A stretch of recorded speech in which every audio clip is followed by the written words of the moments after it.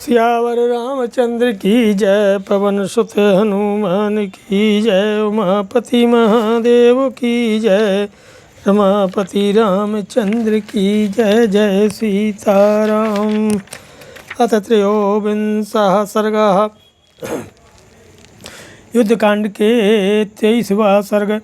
निमित्तानि निमित्तज्ञो दृष्ट्वा लक्ष्मणपूजा सौमित्रं सम्परिस्वज्योदं वचनमब्रवीत्। परिगृह्योऽधिकं शीतं वनानि फलवन्ति च, बलौघं संविवज्येमं व्यूहि तिष्ठेमि लक्ष्मणो।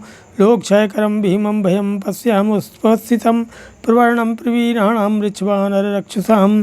वाताचु खलु सा वान्ति कम्पते च वसुन्धरा, पर्वताग्राणि वेपन्ते पतन्ति च महीरुहा। मेघा स्वव्याधिसङ्कासः परुषा परुषस्वना, क्रूरा क्रूरं प्रवर्षन्ति मिश्रं शोणितबिन्दुभिः।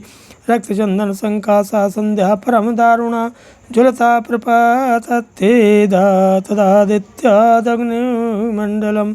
दीनादीनसुरा क्रूरा प्रवृतो मृगवक्षिणा, प्रत्यादित्यं विनर्दन्ति जनयन्तो महद्भयम्।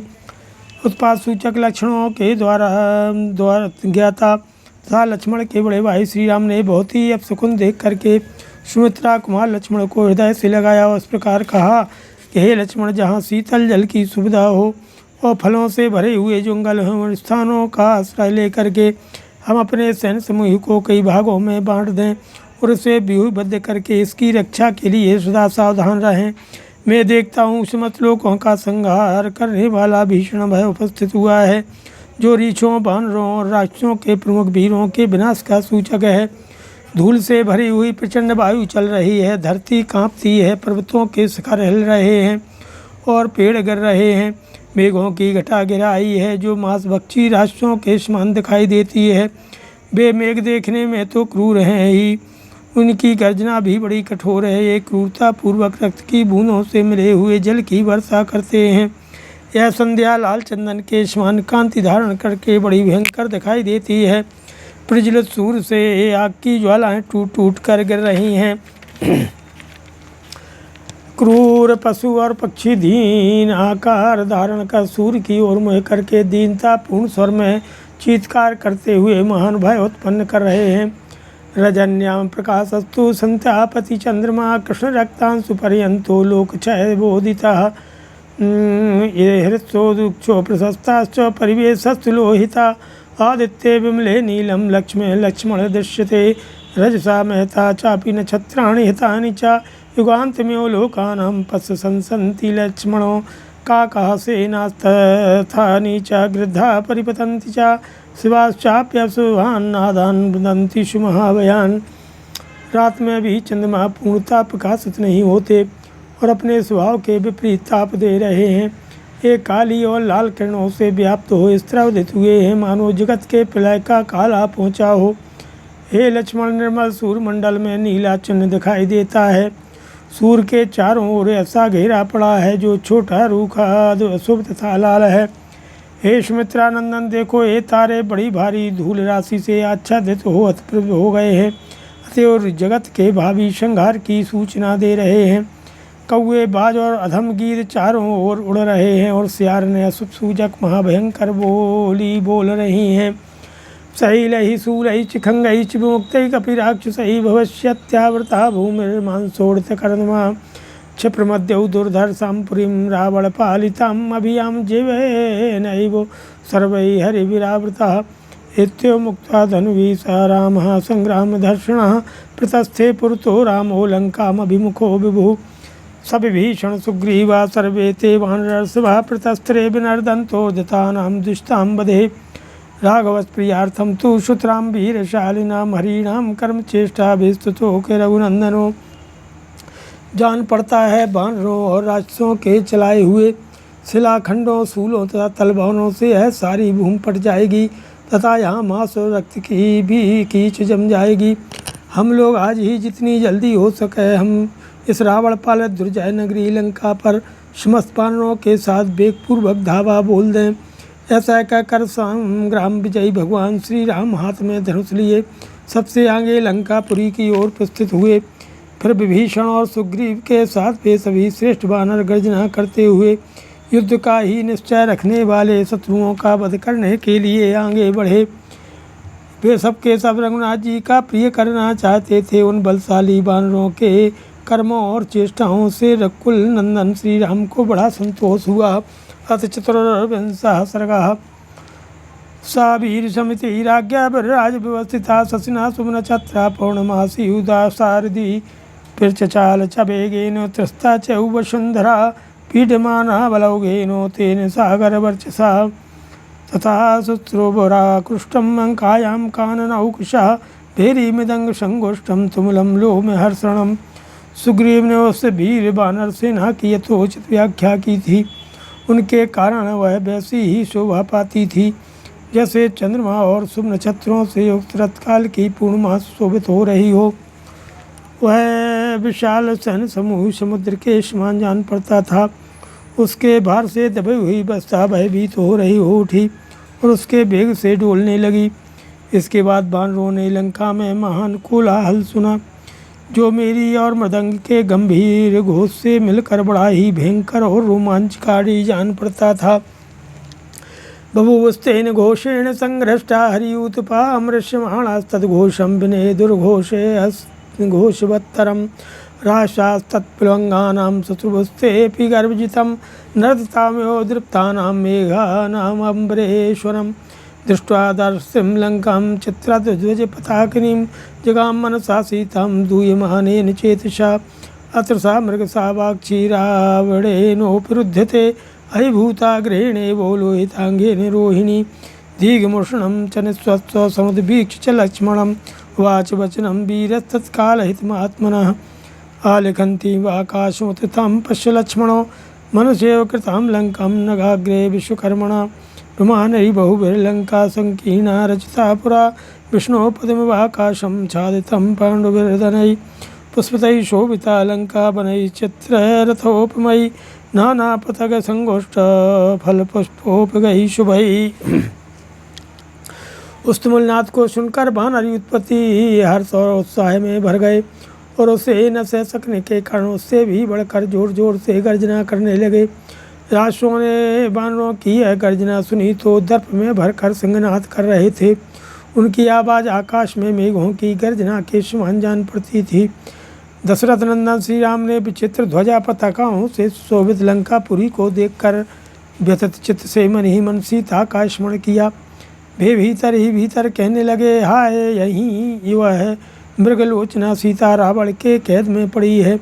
उसकी दशा मंगल ग्रह से आक्रांत हुई रोहिणी के समान हो रही है। मन ही मन ऐसा कहकर भी श्री राम गरम गरम लंबी सांस खींच करके लक्ष्मण की ओर देखते हुए अपने लिए समयानुकूल हितकर वचन बोले, अरे लक्ष्मण, श्रीलंका की ओर तो देखो, वह अपनी ऊंचाई से आकाश में रेखा खींचती हुई सी जान पड़ता है। पूर्व काल में विश्वकर्मा ने अपने मन से ही इस पर्वत शिखर पर लंकापुरी का निर्माण किया है। पूर्व काल में यह पुरी अनेक सतमंजिले मकानों से भरी पूरी बनाई गई थी। इसके श्वेत एवं सघन विमानाकार भवनों से भगवान विष्णु के चरण स्थापन का स्थान भूत आकाश आच्छादित सा हो गया। फूलों से भरे हुए चैत्ररथ वन के सदृश सुंदर वनों से लंकापुरी सुशोभित हो रही है। वनों में नाना प्रकार के पक्षी कलरव कर रहे हैं तथा फलों और फूलों की प्राप्ति कराने के कारण वे बड़े सुंदर जान पड़ते हैं। पश्चिमत विहंगानि प्लीन भ्रमणानि च कोकिलाकुलखंडानि दोधवी ते शुभोनिलः इति दाशरथी रामो लक्ष्मणं संभाषितो बलं च तत्र विभजच्छास्त्रदृष्टेन कर्मणा सासु कपिसेनां तं बलादादाय वीरवान् अंगदास नीलेन तिष्ठेदुरशिदुर्जयः तिष्ठेद्वानरवाहिन्या वानरोगिशमावृता आश्रितो दक्षिणं पार्श्वं ऋषभो नाम वानरो गन्धस्त्युदुर्धर्षस्त्रस्वी गन्धमादना तिष्ठेद्वानरवाहिन्या सभ्यं पार्श्वमधिष्ठितः मूर्धन्यस्तास्याम्यहं यत्तो लक्ष्मण समन्विता जाम्बांशु सुखेन च वेगदर्शी च वानरः ऋक्षमुख्या महात्मानः कुक्षं रक्षन्तु ते त्रियः जगनं कपिसेनायाः कपिराजो विरक्षतु पश्चार्धमेव लोकस्य प्रचेतास्तेजसावृतः शुभभक्त महाव्यूह महाबानर रक्षिता अनेकिनी सा विभवौ यथा देहु शाभ्र संप्लवा। देखो यह शीतल सुखद वायु इन वनों को जिनमें मत वाले पक्षी चहचहा रहे हैं, भौरे पत्तों और फूलों में लीन हो रहे हैं तथा जिनके प्रत्येक खंड कोकिलों के समूह एवं संगीत से व्याप्त है, बारंबार कंपित कर रहा है। दशरथ नंदन भगवान श्री राम ने लक्ष्मण से ऐसा कहा और युद्ध के शास्त्रीय नियमानुसार सेना का विभाग किया। उस समय श्री राम ने वानर सैनिकों को आदेश दिया कि इस विशाल सेना में से अपनी सेना को साथ लेकर दुर्जय एवं पराक्रमी वीर अंगद नील के साथ वानर सेना के पुरुष व्यूह में हृदय के स्थान में स्थित हों।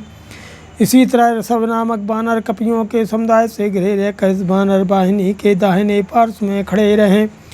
जो गंधहस्ती के समान दुर्जय एवं वेगशाली हैं, वे कपि श्रेष्ठ गंधमादन वानर सेना के वाम पार्श्व में खड़े हों।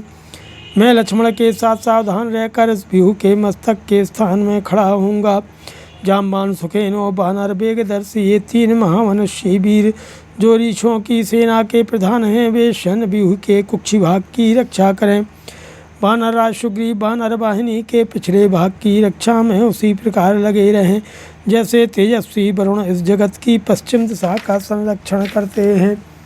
इस प्रकार सुंदरता से विभक्त हो विशाल व्यूह में बद्ध हुई वह सेना जिसकी बड़े बड़े वानर रक्षा करते थे, मेघों से घिरे हुए आकाश के समान जान पड़ती थी।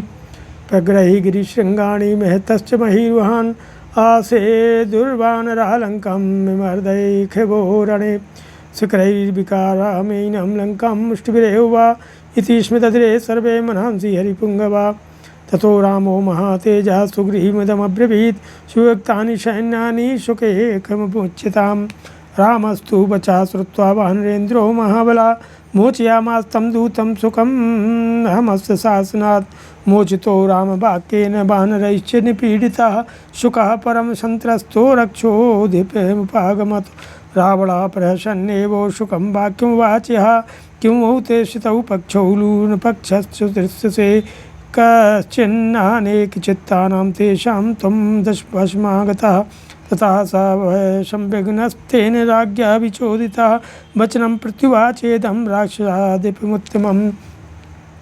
वानर लोग पर्वतों के शिखर और बड़े बड़े वृक्ष लेकर युद्ध के लिए लंका पर चढ़े आए और वे इस पुरी को पददलित करके धूल में मिला देना चाहते थे। सभी वानर युद्धपति यही मनसूबे बांधते थे कि हम लंका पर पर्वत शिखरों की वर्षा करें और लंका वासियों को मुक्कों से मार मार कर हम लोग पहुँचा दें। इसके बाद महातेजस्वी राम ने सुग्रीव से कहा कि हम लोगों ने अपनी सेनाओं को सुंदर ढंग से भक्त करके उन्हें व्यूहबद्ध कर लिया है, अतः अब इस सुख को छोड़ दिया जाए। श्री रामचंद्र जी का ये वचन सुनकर महाबली वानर राज ने उनके आदेश से रावण दूत सुख को बंधन मुक्त करा दिया। श्री रामचंद्र जी की आज्ञा से छुटकारा पाकर वानरों से पीड़ित होने के कारण अत्यंत भयभीत हुआ सुख पर राक्षस राज के पास गया। उस समय रावण ने हंसते हुए से ही सुख से कहा, ये तुम्हारी दोनों पाँखें बांध क्यों दी गई हैं? इससे तुम इस तरह दिखाई देते हो मानो तुम्हारे पंख नोच लिए गए हों। कहीं तुम उन चंचल चित्त वाले वानरों के चंगल में तो नहीं फंस गए थे? राजा रावण के इस प्रकार पूछने पर भय से घबराए हुए सुख ने उस समय उस श्रेष्ठ राक्षस राज रावण को इस प्रकार उत्तर दिया कि सागर से उत्तरे तीरे ब्रुवं ते वचनम तथा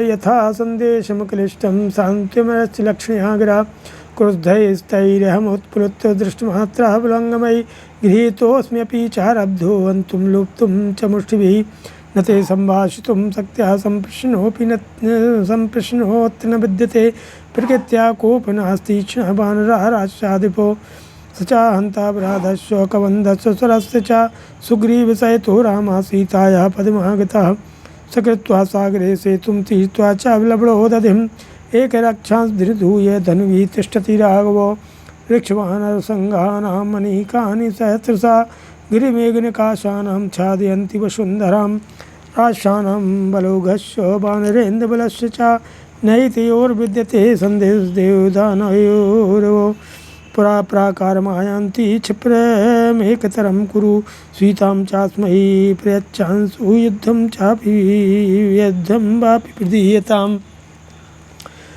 महाराज, मैंने समुद्र के उत्तर समुद्र तट पर पहुंचकर आपका संदेश बहुत स्पष्ट शब्दों में मधुर वाणी द्वारा सांत्वना देते हुए सुनाया, किंतु मुझ पर दृष्टि पड़ते ही कुपित हुए वानरों ने उछल कर मुझे पकड़ लिया और घूंसों से मारना एवं पंख नोचना आरंभ किया। हे राक्षसराज, ये वानर स्वभाव से ही क्रोधी और तीखे हैं, उनसे बात भी नहीं की जा सकती थी। पूर्व पूछने का अवसर कहाँ था कि तुम मुझे क्यों मार रहे हो? जो ब्राद कबंद और खर का वध कर चुके हैं, वे श्री राम सुग्रीव के साथ सीता के स्थान का पता पाकर उनका उद्धार करने के लिए आए हैं। वे रघुनाथ जी समुद्र पर पुल बांध छड़ लवण सागर को पार करके राक्षसों को तिनकों के समान समझकर धनुष हाथ में लिए वहाँ पास ही खड़े हैं। पर्वत और मेघों के समान विशालकाय रीछों और वानर समूहों की सहस्त्रों सेनाएं इस पृथ्वी पर छा गई हैं। देवता और दानवों में जैसे मेल होना असंभव है, उसी प्रकार राक्षसों और वानरराज सुग्रीव के सैनिकों में संधि नहीं हो सकती। अतः जब तक वे लंकापुरी की चहर दीवारी पर नहीं चढ़ जाते, उसके पहले ही आप शीघ्रतापूर्वक दोनों में से एक काम कर डालिए। या तो तुरंत ही उन्हें सीता को लौटा दीजिए या फिर सामने खड़े होकर युद्ध कीजिए।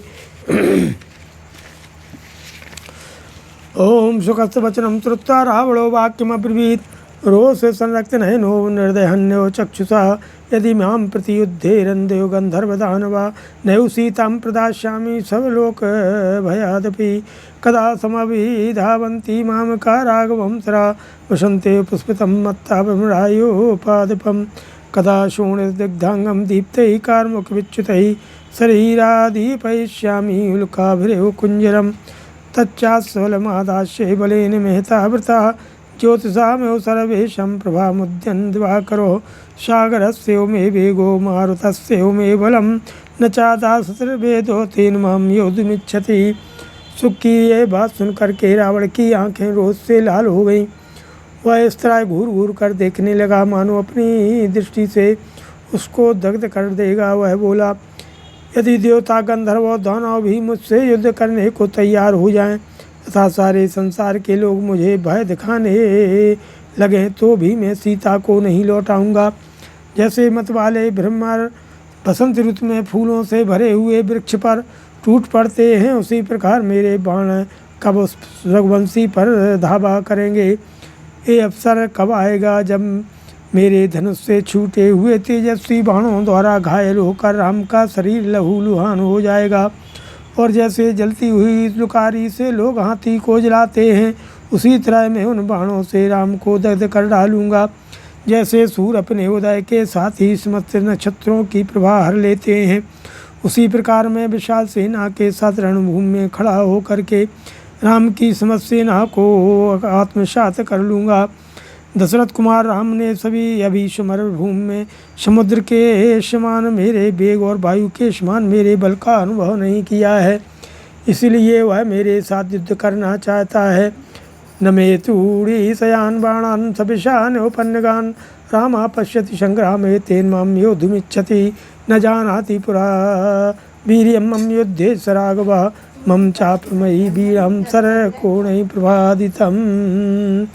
ज्या शब्द तुमलाम घोराम आर्तगीत महास्वनाम नाराचे तल सन्नादां नदी महित वाहिनीं अवगाई महारंगम बाधयिष्यामि हम रणे नावाश्वेनापि सहस्रचक्षुषा युद्धेऽस्मि शक्यो वर्णेन वा स्वयं यमेन वा धर्षयितुं सराग्निना महावे वैश्रमेण वा पुनः।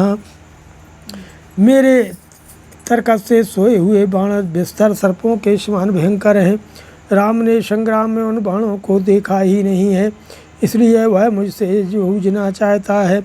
पहले कभी युद्ध में राम का मेरे बल पराक्रम से पाला नहीं पड़ा है, इसलिए वह मेरे साथ लड़ने का हौसला रखता है।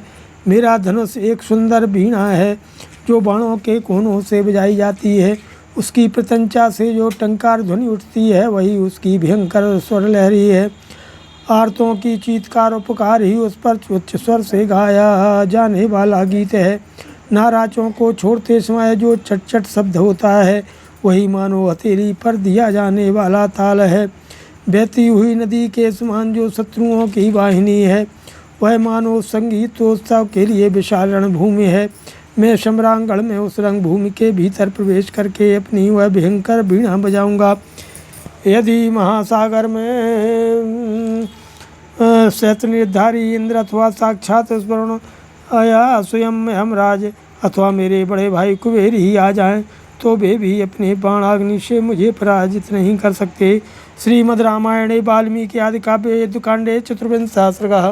सियावर रामचंद्र की जय, पवन सुत हनुमान की जय, उमापति महादेव की जय।